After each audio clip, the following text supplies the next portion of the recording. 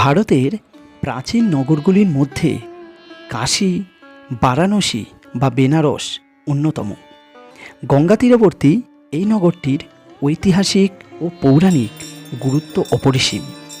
আর এবারে আমি ভ্রমণ করতে চলেছি বাঙালির অত্যন্ত প্রিয় জায়গা বেনারস, যেখানে রয়েছে শিক্ষা, সংস্কৃতি ও ইতিহাসের মেলবন্ধন। আপনারা বেনারস কিভাবে পৌঁছবেন, কোথায় থাকবেন ও কি কি দেখবেন তার সম্পূর্ণ বিবরণ আমি এই ভিডিওয় তুলে ধরব। তাই ভিডিওটা স্কিপ না করে পুরোটা দেখতে থাকুন। আর চ্যানেলটায় নতুন হলে চ্যানেলটা অবশ্যই সাবস্ক্রাইব করে দিয়ে বেল নোটিফিকেশানটা অল করে দিন। আমি এখন রয়েছি হাওড়া স্টেশনের 9 নম্বর প্ল্যাটফর্ম, আর এখান থেকে আমি ধরব 22307 হাওড়া বিকানির সুপারফাস্ট এক্সপ্রেস। এই হাওড়া বিকানির সুপারফাস্ট এক্সপ্রেস ধরে আমরা এবারে ভ্রমণ করতে চলেছি বেনারস। কিন্তু আমরা বারাণসীর টিকিট পাইনি, সেই জন্যে আমরা এই ট্রেনে করে গিয়ে নামব পণ্ডিত দীনদয়াল উপাধ্যায় স্টেশন, যে স্টেশনের আগের নাম ছিল মোগলসরাই স্টেশন। সেই পণ্ডিত দীনদয়াল উপাধ্যায় স্টেশন থেকে মাত্র 15 কিলোমিটার দূরেই রয়েছে বারাণসী। তো চলুন তাহলে সেই বারাণসী বা বেনারস ভ্রমণ করা যায়। ট্রেনটি হাওড়া থেকে ছাড়ার সময় 11:25, আর ট্রেনটি পণ্ডিত দীনদয়াল উপাধ্যায় স্টেশন গিয়ে পৌঁছবে কাল সকাল 9:45। এই যাত্রাপথে ট্রেনটি 11টি হর্সের সাথে 660 কিলোমিটার জার্নি কভার করতে সময় নেবে 10 ঘন্টা 20 মিনিট। এই ট্রেনটি পুরোটাই LHB কোচ। ট্রেনটির ম্যাক্সিমাম স্পিড থাকবে 130 কিলোমিটার পার আওয়ার এবং অ্যাভারেজ স্পিড থাকবে 60 কিলোমিটার পার আওয়ার।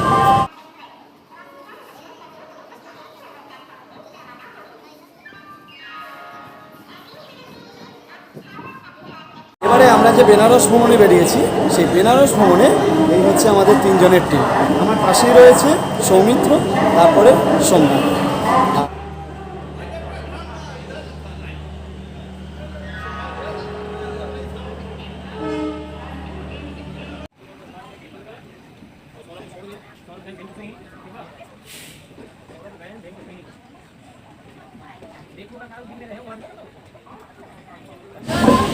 এখন সময় 11:25, আর আমাদের ট্রেন 22307 হাওড়া বিকানি সুপারফাস্ট এক্সপ্রেস সঠিক সময়ে হাওড়া স্টেশন থেকে ছেড়ে দিয়েছে। দেখা যাক কাল সকালে পণ্ডিত দীনদয়াল উপাধ্যায় স্টেশন কখন গিয়ে পৌঁছয়। বেনারস পৌঁছানোর সবথেকে কাছের রেল স্টেশন হলো বারাণসী। হাওড়া থেকে বারাণসী পৌঁছানোর প্রচুর ট্রেন আছে, যার মধ্যে বেশ কয়েকটি ট্রেনের নম্বর ও সময়সূচি আমি নিচে দিয়ে দিলাম। হাওড়া থেকে বারাণসী পৌঁছতে সময় লাগে 13 থেকে 14 ঘন্টার মতো।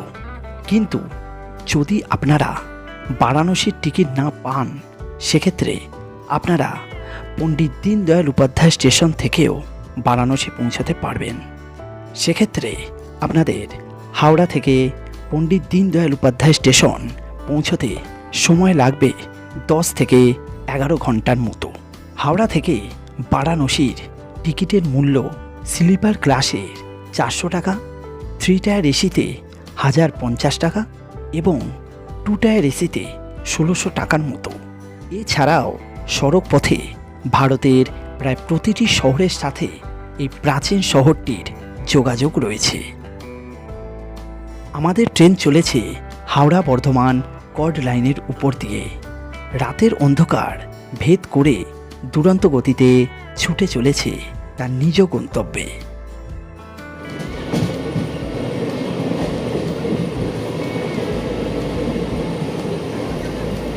এখন সময় 12:46, আর আমাদের ট্রেন এসে পৌঁছেছে বর্ধমান জংশন। ট্রেনটি বর্ধমান জংশনে এসে পৌঁছানোর কথা ছিল 12:29, কিন্তু ট্রেনটি 17 মিনিট লেটে 12:46 বর্ধমান জংশনে এসে পৌঁছেছে। আমাদের ট্রেন এখন বর্ধমান জংশন থেকে ছাড়লো।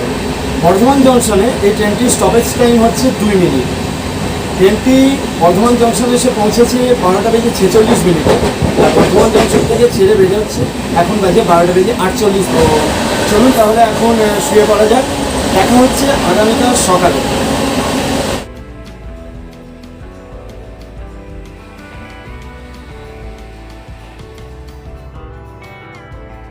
ভোরের আলো ফোটার সাথে সাথেই জানালার ধারে বসে পড়লাম।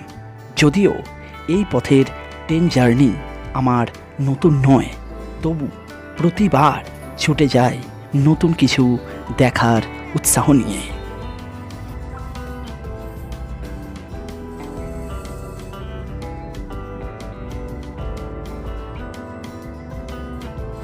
Good morning friends, good morning from অনুগ্রহ নারায়ণগঞ্জ। এখন সময় 7:38, আর আমাদের ট্রেন এসে পৌঁছেছে অনুগ্রহ নারায়ণ 7:18, কিন্তু ট্রেনটি 20 মিনিট লেটে অনুগ্রহ নারায়ণ রোডে এসে পৌঁছেছে।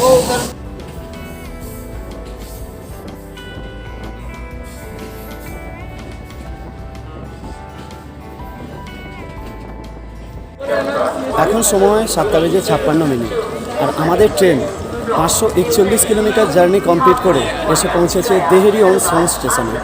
এই দেহেরি অন সোন স্টেশনে এসে পৌঁছানোর কথা ছিল 7:38, কিন্তু ট্রেনটি 16 মিনিট লেটে 7:56 এসে পৌঁছেছে এই স্টেশনে। এখান থেকে আর মাত্র 120 কিলোমিটার দূরেই রয়েছে পণ্ডিত দীনদয়াল উপাধ্যায় স্টেশন।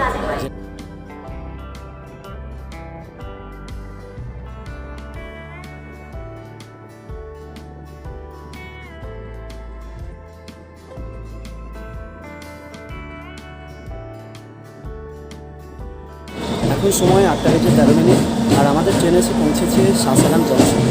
আমাদের ট্রেন 19 মিনিট লেটে চলছে। গত বছর আগস্ট মাসে বর্ষার মধ্যে আমরা এই সাসারাম ভ্রমণে এসেছিলাম, দারুণ সৌন্দর্যের ভিডিও। তো সেই ভিডিও এখনো পর্যন্ত আপনারা না দেখে থাকলে নিচে ডিসক্রিপশন বক্সে দেওয়া লিঙ্ক এবং উপরের আই বাটন দেওয়া লিঙ্কে গিয়ে আপনারা দেখে নেবেন।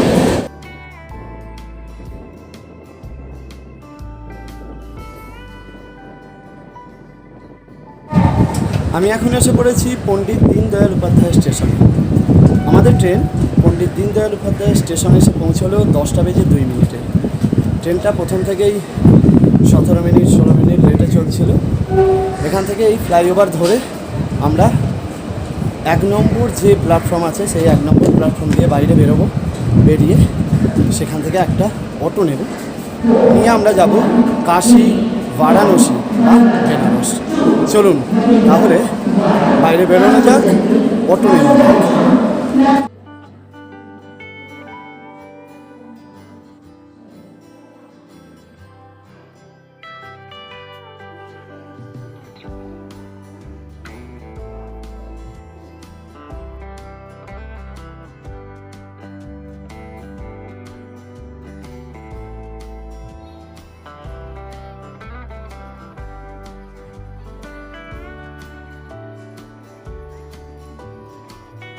আমরা এখন এসে পড়েছি পণ্ডিত দীনদয়াল উপাধ্যায় স্টেশনে 1 নম্বর যে প্ল্যাটফর্ম থেকে বাইরে বেরিয়ে। এই যে, আর ওই দিকে রয়েছে অটো স্ট্যান্ড। তো ওইখান থেকে ওই যে দূরে ওদিকে রয়েছে অটো স্ট্যান্ড। ওইখান থেকে আমরা অটো নেব, নিয়ে আমরা যাব বেনারস। চলুন তাহলে যাওয়া। তো এখান থেকে আমরা একটা অটো রিজার্ভ করে নিলাম গধুলিয়া পর্যন্ত। সে ভাড়া পড়লো 300 টাকা।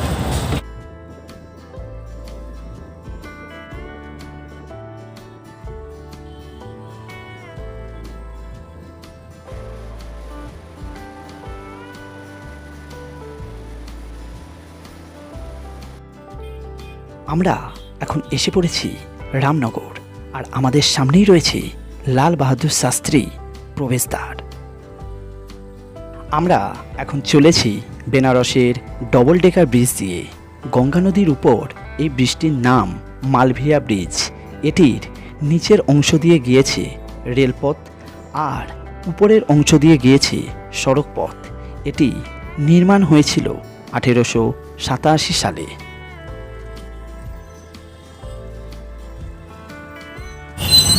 রাস্তায় প্রচুর ট্রাফিক জ্যাম, প্রায় 1 ঘন্টা হয়ে গেছে।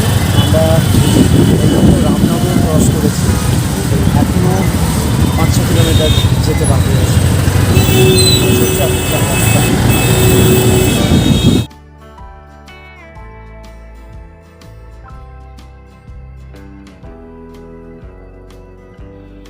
প্রায় 1.5 ঘন্টা জার্নির পর আমরা এখন এসে পড়েছি গোদলিয়া। আর এখান থেকে আমরা যাব দশাশ্বমেধ ঘাটের দিকে। সেদিকে গিয়েই আমরা একটা হোটেল নেব।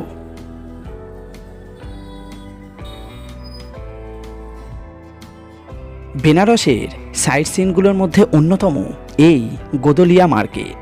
এখানে প্রতিটা দোকানেরই হোর্ডিং একই রকম এবং দারুণ জমজমাট এই মার্কেট।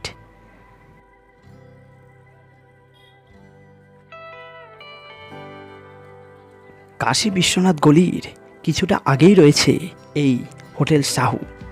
মার্কেটের ভিতরের এই রাস্তা দিয়ে ফার্স্ট ফ্লোরে গিয়েই রয়েছে এই হোটেলের রিসেপশন।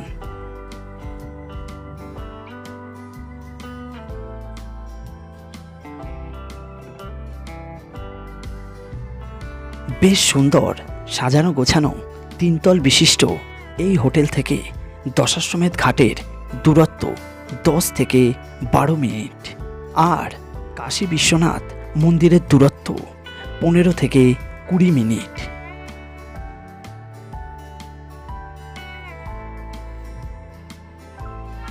রুমে ঢোকার সামনেই রয়েছে একটি সেন্টার টেবিল ও তার পাশেই রয়েছে একটি সোফা, এবং সোফার পাশেই দেয়ালে লাগানো রয়েছে একটি বড় ফ্রেমের আয়না, এবং খাটের পাশেই রয়েছে একটি আলমারি ফ্রেম যেখানে আপনারা জিনিসপত্র রাখতে পারবেন। রুমের সিলিংয়ের লাইট এবং ডেকোরেশনটা ছিল বেশ সুন্দর। কুলার ফ্যাসিলিটি সহ এই রুমটির আমাদের ভাড়া পড়েছিল 1300 টাকা। রুমে ফ্রেশ হয়ে আমরা চলে গেলাম বাবা কাশী বিশ্বনাথ গলির ঠিক পাশেই থাকা একটি হোটেলে দুপুরের খাবার খেতে। আমরা নিয়ে নিলাম 80 টাকার ভাতের থালি, যাতে ছিল ভাত, ডাল, পনিরের তরকারি, চানা মটর ও স্যালাড। দুপুরের খাওয়া সেরে আমরা এখন চলে এসেছি গোদলিয়াতে, আর এখান থেকে মাত্র 20 টাকার রিক্সা ভাড়াতে আপনারা পৌঁছে যেতে পারবেন এই বেনারস শহরের কোতোয়াল বা দারোয়ান বাবা কাল ভৈরবের মন্দিরে। এই বেনারস শহরে বাবা বিশ্বনাথ রাজা হলে বাবা কাল ভৈরব এখানের কোতোয়াল বা দারোয়ান। মনে করা হয় বাবা বিশ্বনাথ দর্শনের পূর্বে বাবা কাল ভৈরব দর্শন করতে হয়। বাবা কাল ভৈরব দর্শন ছাড়া বাবা বিশ্বনাথ দর্শন অসম্পূর্ণ। তাই আমরা চলেছি বাবা কাল ভৈরব মন্দির দর্শন করতে। মন্দিরের ভিতর ক্যামেরা নিয়ে যাওয়া নিষিদ্ধ থাকার জন্য এর বেশি আমি আর কিছু দেখাতে পারলাম না।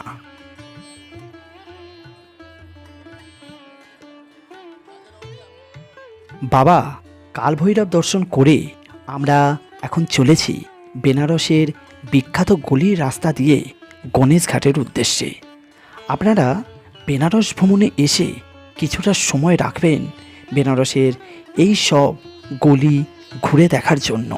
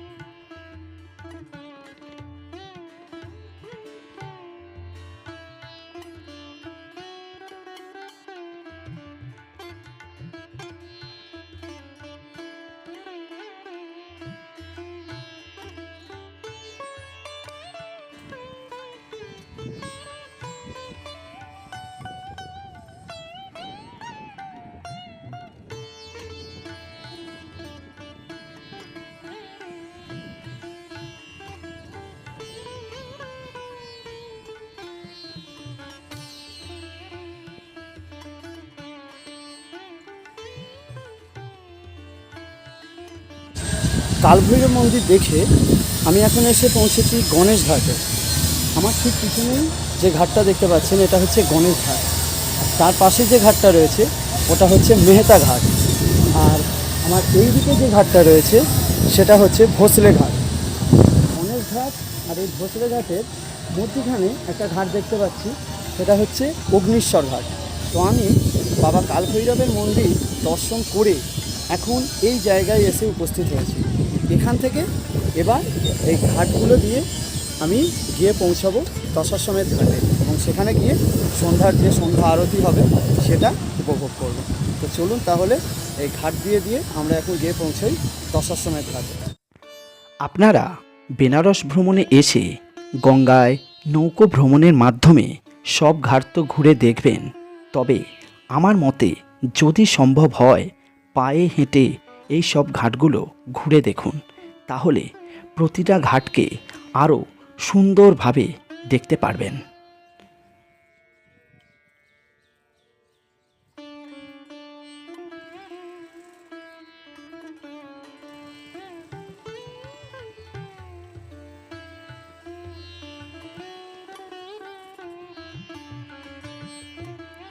আমি এখন এসে পড়েছি সিন্ধিয়া ঘাটে, আর এই সিন্ধিয়া ঘাট আর দশাশ্বমেধ ঘাটের ঠিক মাঝামাঝি স্থানেই অবস্থিত মণিকর্ণিকা ঘাট, যেটা আপনারা এই সিন্ধিয়া ঘাটে এলেই দেখতে পাবেন।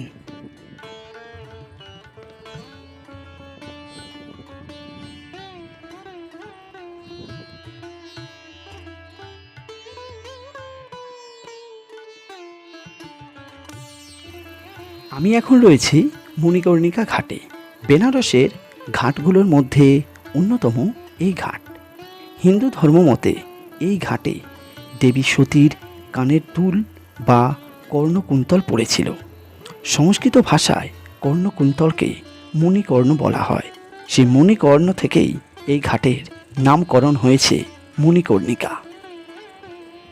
কথিত আছে মণিকর্ণিকা ঘাটের শ্মশানে মৃতদেহ দাহ করলে মৃতের আত্মা মোক্ষ অর্জন করে ও পুনর্জন্মের চক্র থেকে মুক্তি লাভ করে। এখানে বছরের 365 দিন 24 ঘন্টা মৃতদেহ দাহ চলতে থাকে। আমি এখন এসে পৌঁছেছি মণিকর্ণিকা ঘাটের ঠিক পাশেই বিশ্বনাথ করিডোর যে রয়েছে, সেই বিশ্বনাথ করিডোর ঘাটের সামনে। এখান থেকেই উপরে উঠে গেলে সেই বিশ্বনাথ করিডোর। অসাধারণ সুন্দর পরিবেশ এখানে।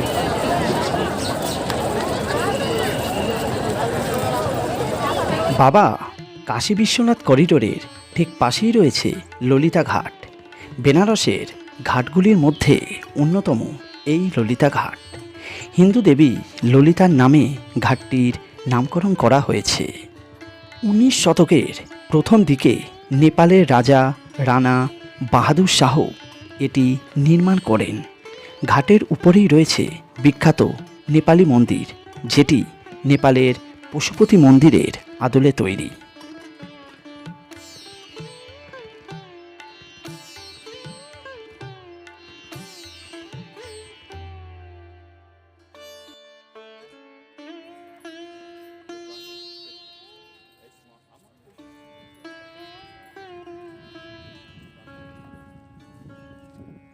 আমি এখন চলেছি মানমন্দির ঘাটের উপর দিয়ে, আর এই ঘাটের উপর যে সাদা বিল্ডিংটা দেখতে পাচ্ছেন সেটি হলো আর্কিওলজি সার্ভে অফ ইন্ডিয়া, যেটি যন্তর মন্তর নামে পরিচিত।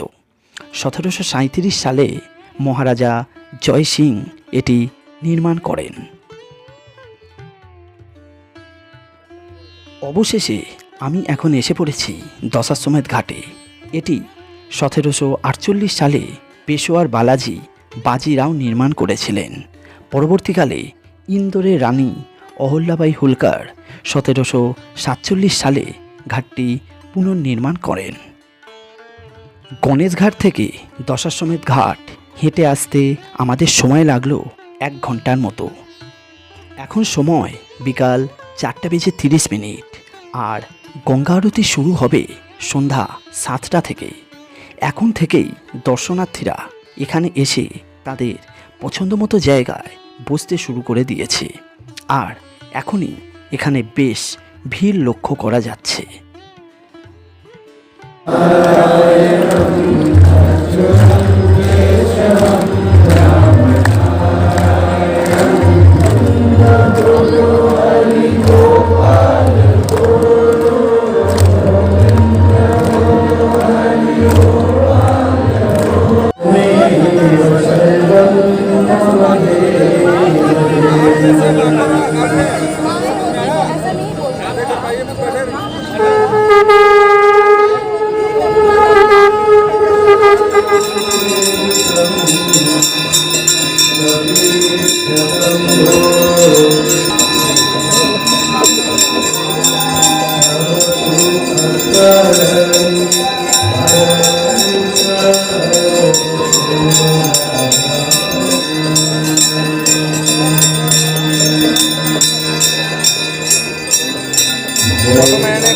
আমি ভিডিও করতেছি, তুই বাদ দে তুই ফটো মারবো এখন।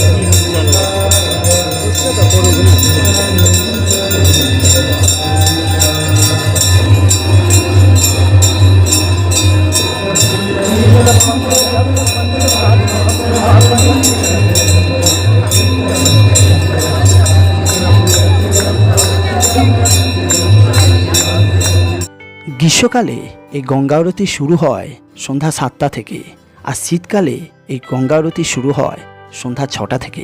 তাই আপনারা এই গঙ্গা আরতি দেখতে যখন আসবেন একটু আগে চলে আসবেন, এসে নিজেদের পছন্দ মতো জায়গায় বসে পড়বেন।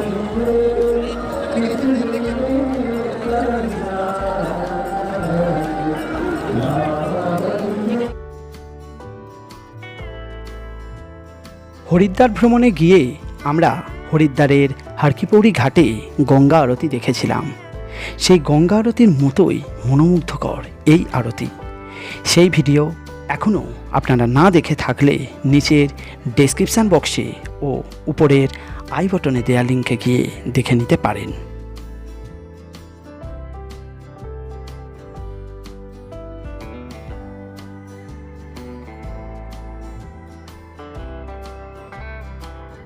গঙ্গা আরতি দেখে এখন আমরা চলে এসেছি দশাশ্বমেধ ভবনে। এখানে রয়েছে ফুড কোর্ট, যেখানে আপনারা নানা রকমের খাবার ট্রাই করতে পারবেন। এছাড়াও এখানে রয়েছে বাচ্চাদের জন্য বেশ কয়েকটি এন্টারটেইনমেন্টের ব্যবস্থা। এখানে আপনারা সন্ধ্যায় বেশ কিছুটা সময় কাটাতে পারবেন।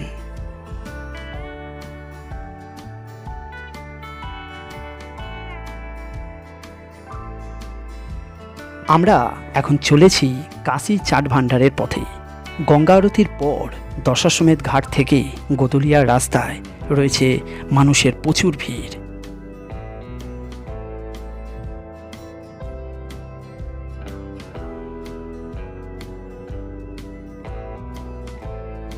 দশাশ্বমেধ ঘাট থেকে গোদুলিয়া চৌরাস্তা হয়ে কিছুটা সামনে এগিয়ে গিয়েই রয়েছে কাশী চাট ভাণ্ডার।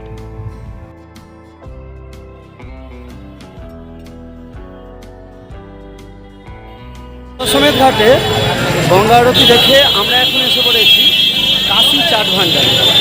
চলুন তাহলে কাশী চাট ভাণ্ডারের ভিতরে যাওয়া যাক, গিয়ে কিছু চাট ট্রাই করা যাক। এখানে আমরা নিয়েছি পানিপুরি ও সমোসা চাট। পানিপুরির দাম পড়ল 30 টাকা প্রতি প্লেট। পানিপুরি রয়েছে এক প্লেটে 6 পিস, আর সমোসা চাটের দাম পড়ল 50 টাকা প্রতি প্লেট। আপনারা বেনারস ভ্রমণে এসে এই কাশী চাট ভাণ্ডারের চাট অবশ্যই ট্রাই করবেন। দারুণ সুন্দর এই চাট। আমাদের প্রথম দিনের বেনারস ভ্রমণের ভিডিও এখানেই শেষ করলাম। আবার দেখা হবে বেনারস ভ্রমণের দ্বিতীয় দিনের ভিডিওর সাথে। আর ভিডিওটা ভালো লেগে থাকলে একটা লাইক, শেয়ার ও কমেন্ট করে দেবেন। নমস্কার।